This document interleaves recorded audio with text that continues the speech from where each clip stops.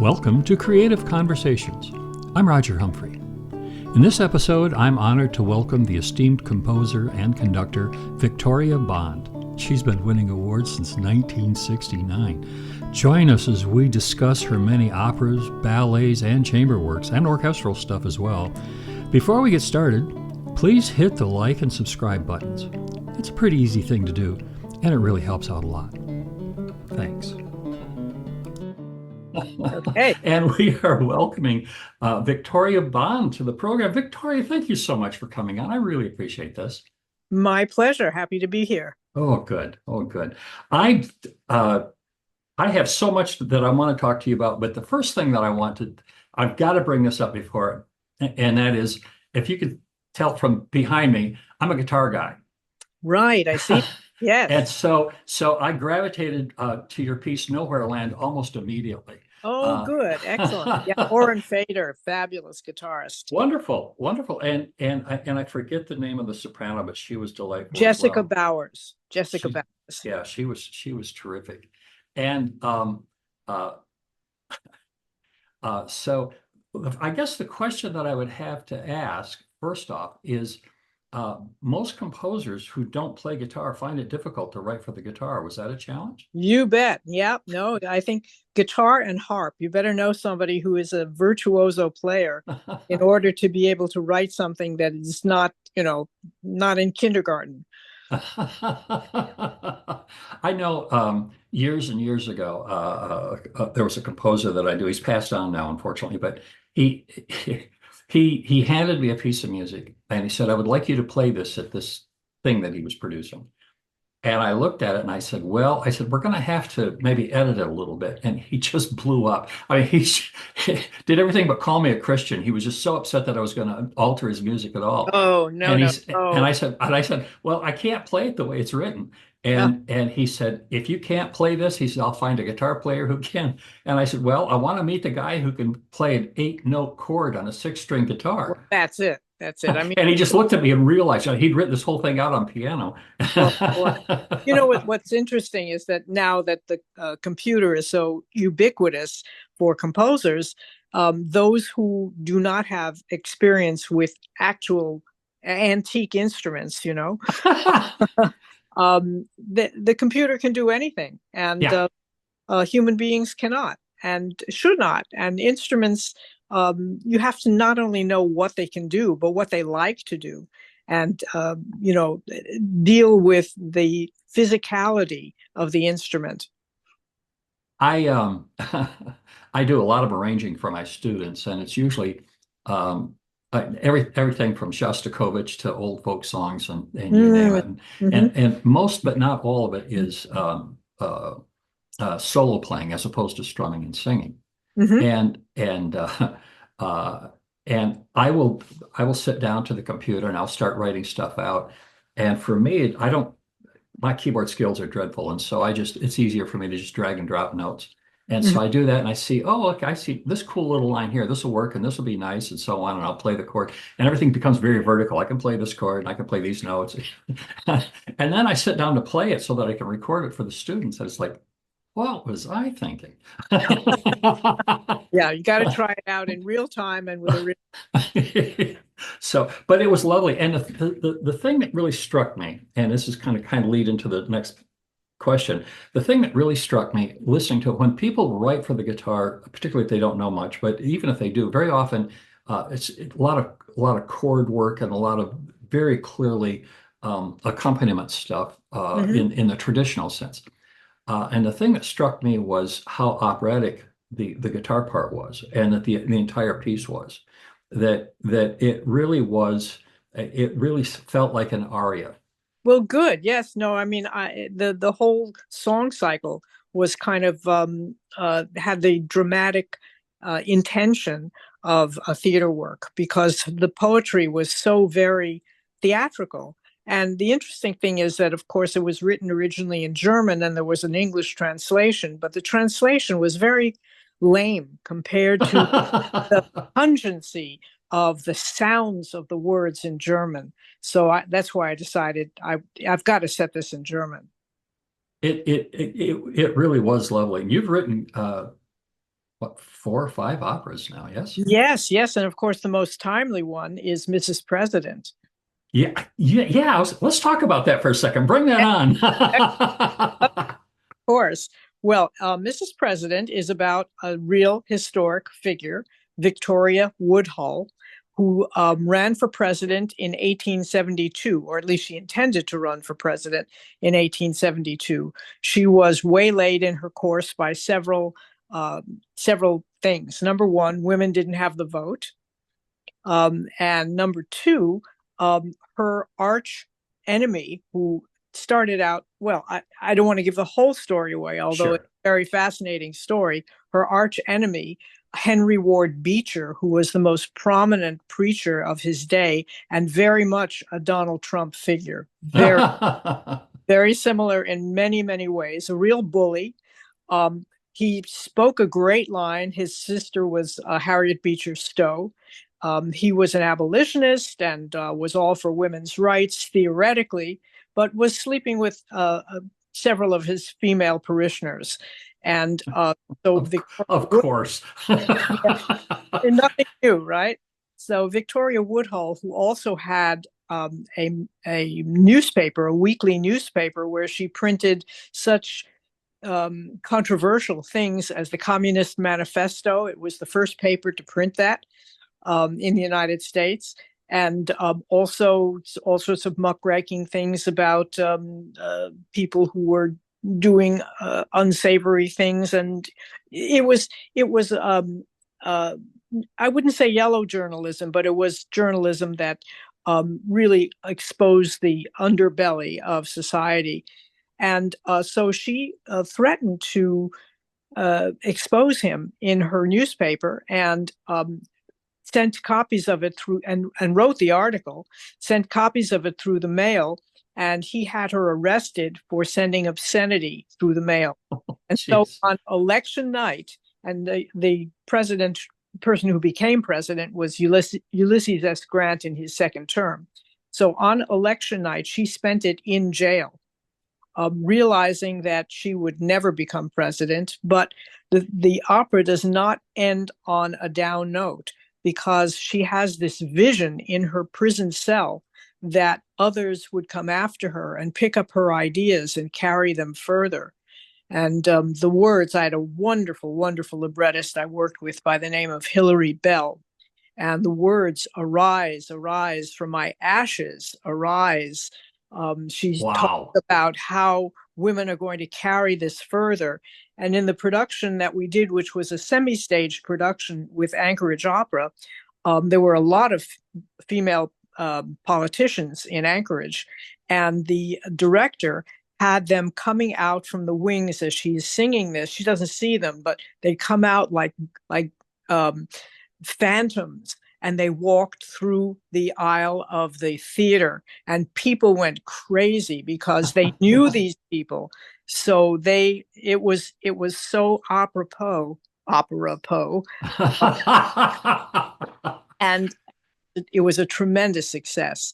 So I'm hoping we will. There was an article in the New York Times last week about it, and I am hoping that we will get a full production in the coming years, because it was very, very well received in Anchorage, and there have been a number of performances of scenes from the opera, but we have not yet had a fully staged performance. And the story is very dramatic. It's based on history, but it's not a biopic. I mean, there are artistic liberties that my librettist and I took with the storyline.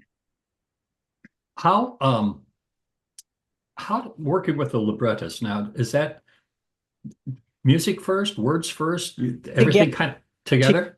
yes, we actually created a storyboard, like they do in a film. Uh-huh. We did it on index cards so we could move scenes around, Good because idea.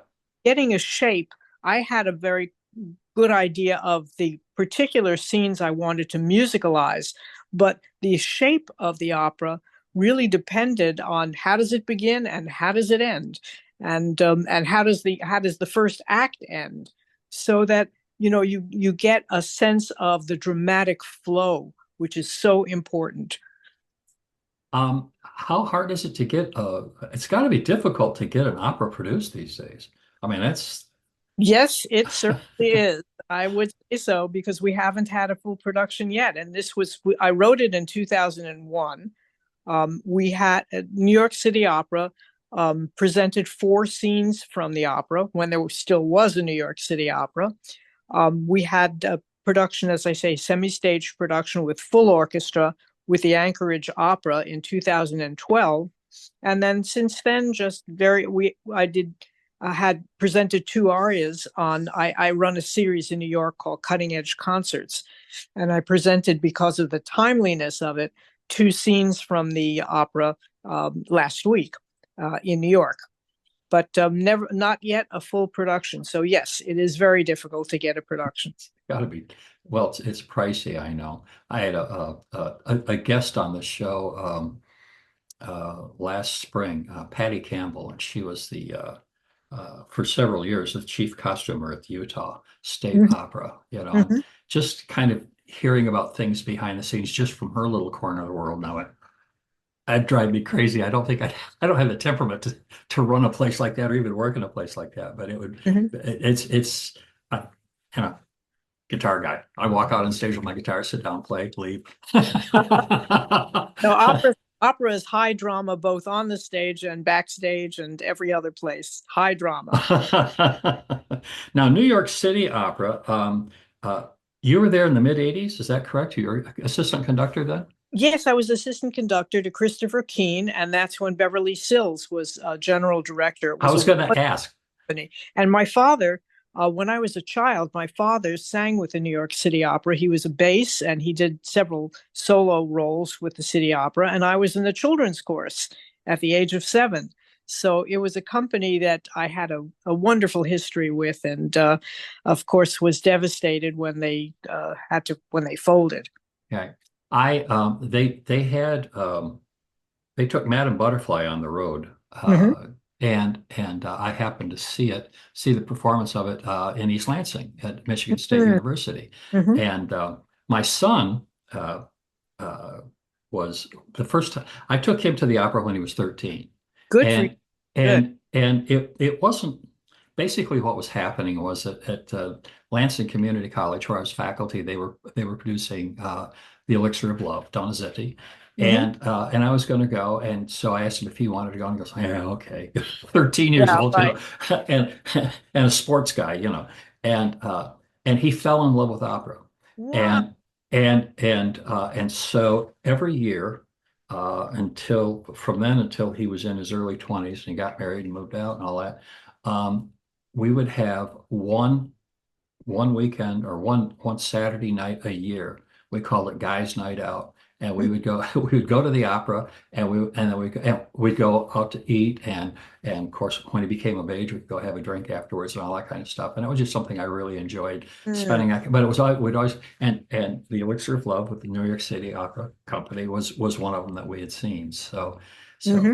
it was a lovely production. I really enjoyed it. So Oh, the City Opera, it was a great company, and they did do tours at a certain point. They didn't by the time I was assistant to Christopher Keane, but yeah, they were a great company. and you Did can't go wrong with you work? Puccini. And you can't go wrong with Puccini, right? Oh, you opera from the dramatic standpoint, the vocal standpoint, the instrumental standpoint. You wrote well for every aspect.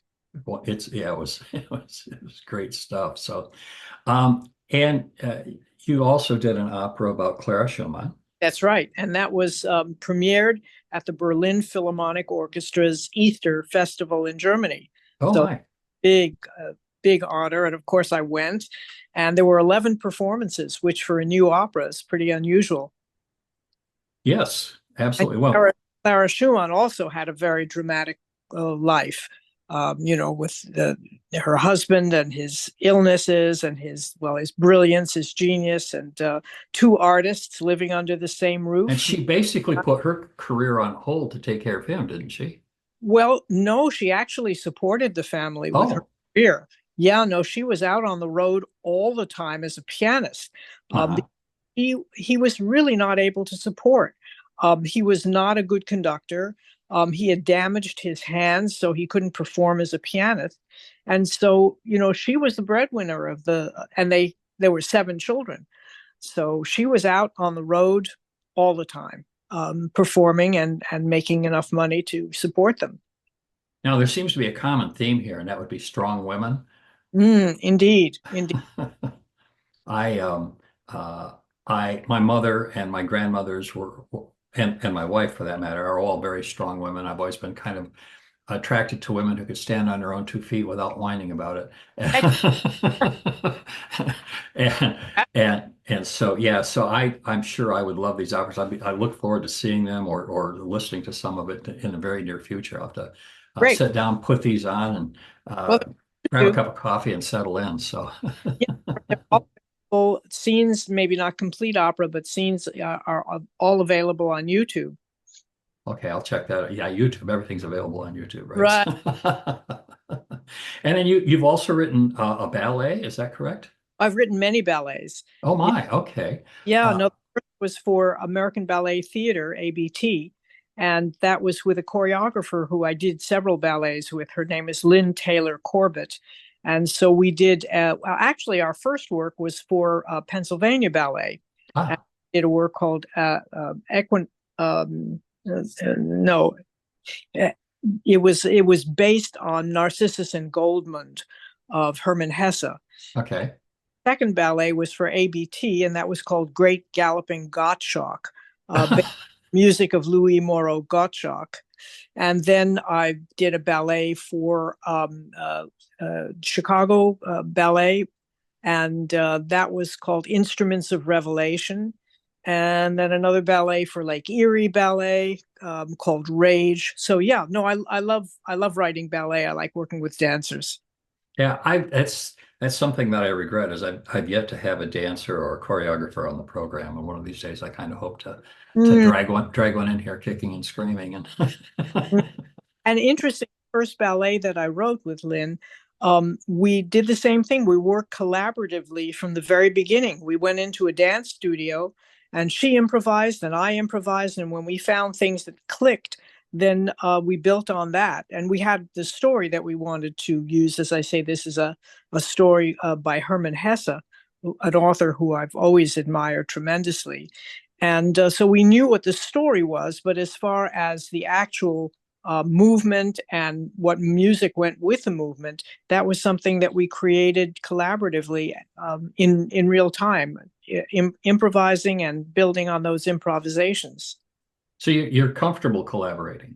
Oh, I love it. It's one of the greatest things. And, what you were saying as far as, writing for guitar and working with instrumentalists, I think that is one of the greatest parts of what a composer does is when you're writing for a specific person and you have a chance to have this dialogue and really help shape a piece through the person that you're writing it for.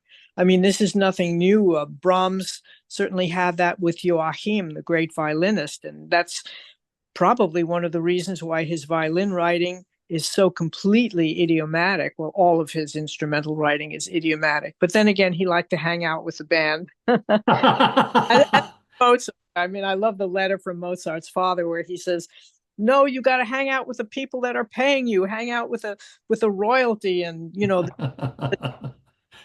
no, Mozart really wanted to hang out with the band. That's where he was most comfortable and uh, rapport.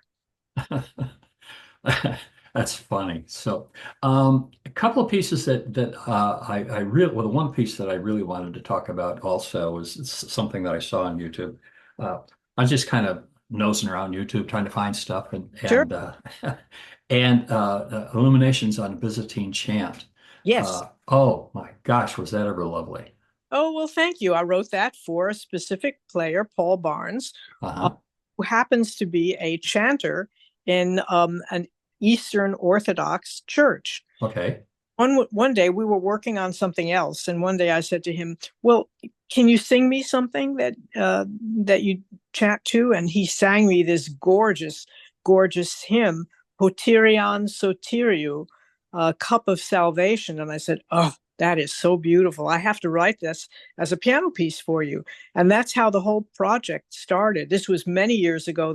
The Illuminations on Byzantine Chant was written over decades, because I would do one movement and then we would be doing other things, and then I'd build on that and he'd send me another chant. So, it was very gratifying, as I say, to work with the actual person who was going to perform it. And Paul was so well versed in the music of the Eastern Orthodox Church. And I'm Jewish. And I had said to him when I first heard that chant, I said, "Gee, it reminds me of Hebrew chant, of Jewish chant." And he said, "Yeah, well, it's the same source." So, Oh, yeah, so it's very interesting to find that connection.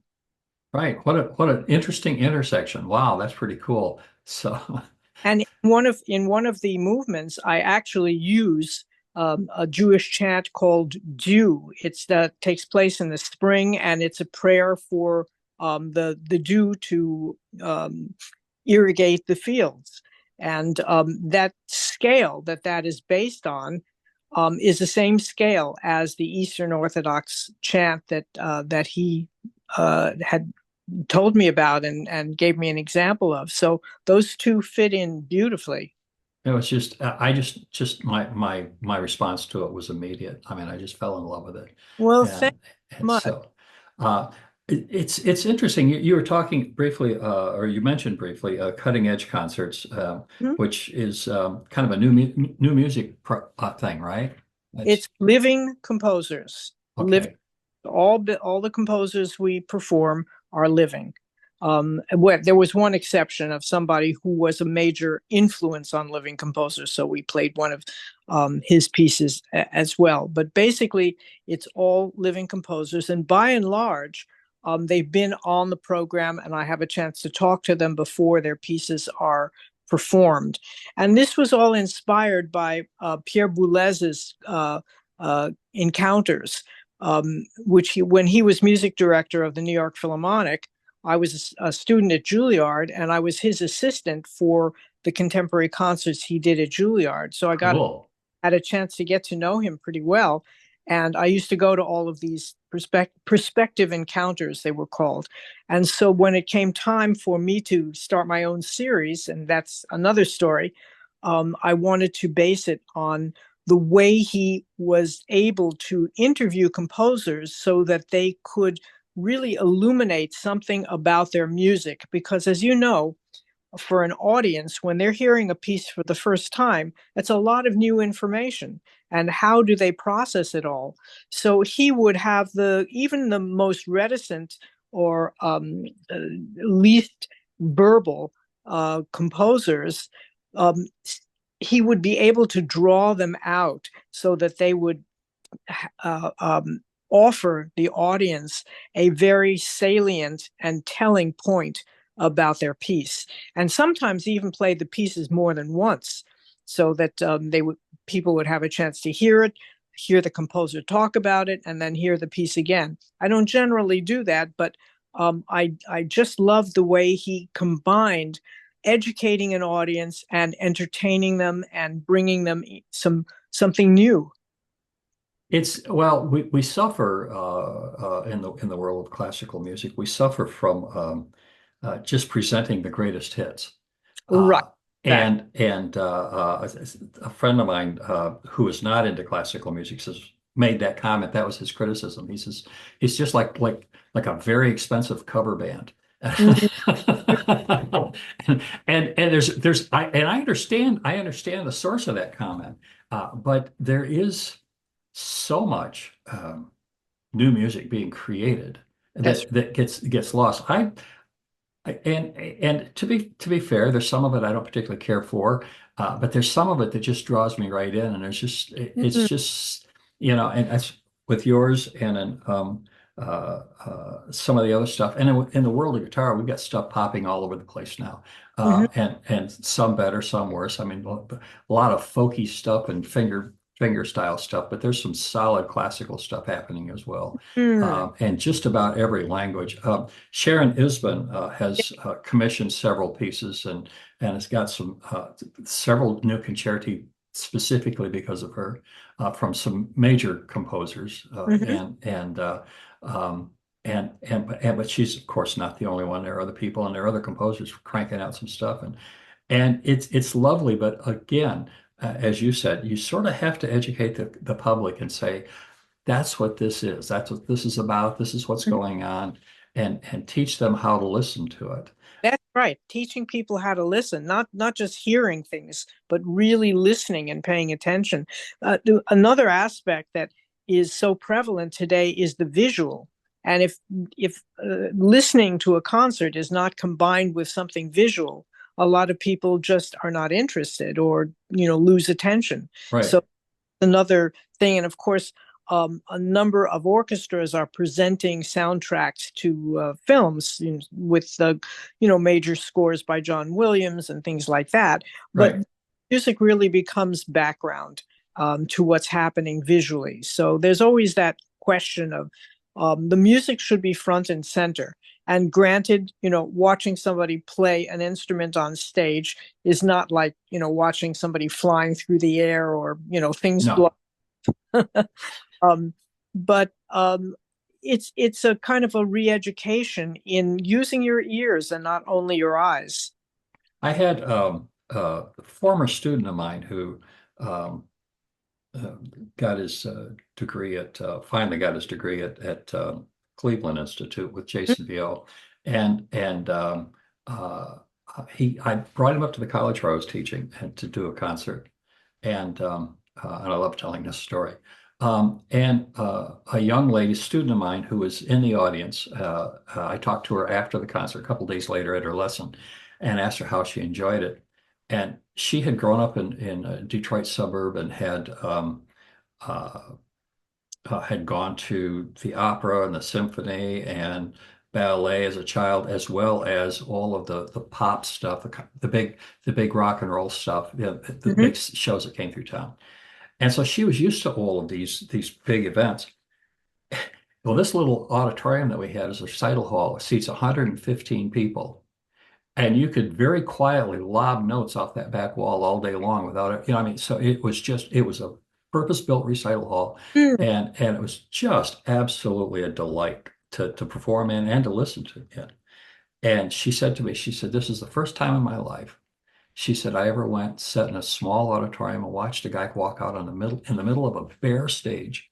Of course, she's used to all of the theatrics, Hmm. a bare stage, sat down on a chair by himself with a guitar, and she said he created an entire world and sucked me into it. Exactly. And I We know passed, musicians know this, but yeah, getting the public this to experience this right, a major accomplishment. right. I remember doing a program at a local church, and I talked to the president of the congregation afterwards. And he was a funny guy, anyway, kind of a peculiar fellow, and he came up to me in front of everybody, and he says that was just way better than I thought it was going to be. Well, that's high praise considering the source. But yeah, and I also used to just go do play music programs and give demonstrations at the local elementary school when my grandchildren were still in school. And there's a Boree from Bach's First Flute Suite that kind of brought me into the world of classical guitar, and Mm-hmm. it's just perfect two-voice counterpoint. I mean, it's just absolutely exquisite. And of course Bach. I mean, right? And so, That's and top of the mountain. and so I simply told the children, if you listen real closely, it sounds like two people playing at once. Hmm. Hmm. I've got a room full of third, fourth, and fifth graders, and they're sitting there dead silent for 2 minutes. Oh, that's wonderful. You know, and I'm not that good, but Bach is. And just to watch the look on their face and to look at the astonishment of the teachers because they hadn't seen a room full of children that quiet ever. Well, this is what we need to be doing as a country with, with music education. We need to just be exposing very young children to great music, not just to, cartoon or Right. whatever, Hmm. or video games, very superficial music, but something, that really has a profundity that appeals on all levels. Yeah, and popular media tends to do their best to push us off into the shadows and demean us whenever they get a chance. We're always uppity and we're always stiff Mhm. and we only drink wine, we never drink beer, Mhm. and I'm sorry, but I know some of these people. I've partied with some of these people. You and Mozart, yep. Yeah, yeah. Well, I'm not old enough to have hung out with him, but yeah. That's what he liked to do, hang out Yeah. with. Yep. So, well, you're not going to believe this, but by golly, we are out of time. Okay, well, it's been fun talking with you. And you, let me figure out how to turn this off. And thank you so much for being a guest. I so appreciate you taking time out of your day to do this. Thank you. Well, my pleasure. I'll see you soon, I hope. Okay, bye-bye. I'd really like to thank Victoria for taking the time to be on the show. The time just flew by for me, and I could have spent a couple more hours talking with her. Hey, did you know that I now have a blog as an extension of the podcast? You can stay up to date with all of the latest news from our guests. Just go to www.rogerhumphrey.com and then hit the blog tab at the top of the page. You don't have to subscribe, but boy, it sure would help me a lot if you did, and I promise, no spam. Thank you for taking the time to listen. If you like this show, please tell your friends, and I hope you come back real soon for more episodes of Creative Conversations with Roger Humphrey.